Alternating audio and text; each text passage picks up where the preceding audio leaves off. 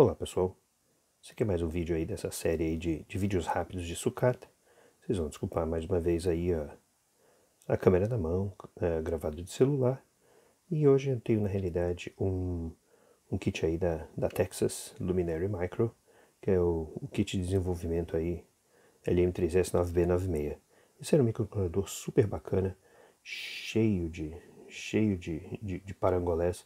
Ele na realidade conseguia acionar aí um displayzinho quarto de VGA, né, 320 por 240, e ele tinha todo o acionador, né, e tinha conversor AD também, né, pro potenciômetrozinho aqui, tinha acionador de cartão, né, cartão Secure Digital, tinha Ethernet, o microcontroladorzinho era incrível mesmo.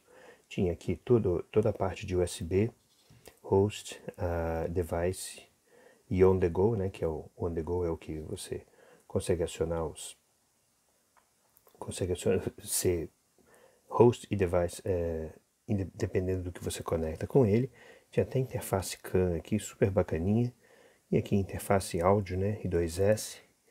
Então era muito bem feito. E outra coisa também, ele também podia acionar memória externa, né, ele podia acionar memória estática, SRAM externa. Então era um microcontroladorzinho aqui, M3, muito bacana. Eles funcionavam muito bem, tá? E, bom, aqui no caso, só mais um outro detalhe também, a plaquinha aqui, né? Então, com a interface de JTAG, né? Para fazer a depuração, né? E a gravação de serial. Então tudo era completinho aqui na caixa, no kit, né? E esses microcontroladores eram bacaninhas, tá? Eles tinham todos esses features todos.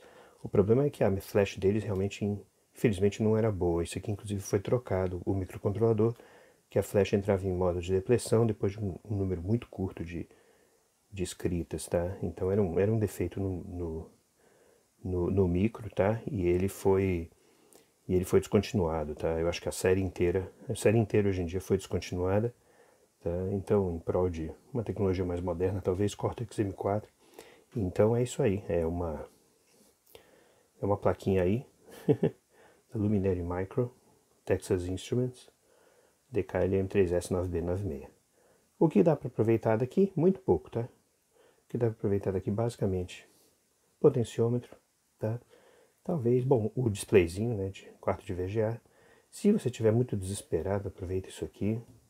O conectorzinho, né, os conectorzinhos que esse aqui são SMD, então são mais difíceis de soldar mesmo. Mas no mais aqui, não aproveita muito não. Não aproveita muito mais não. Talvez soldando os jackzinhos aqui, todos em montagem de superfície.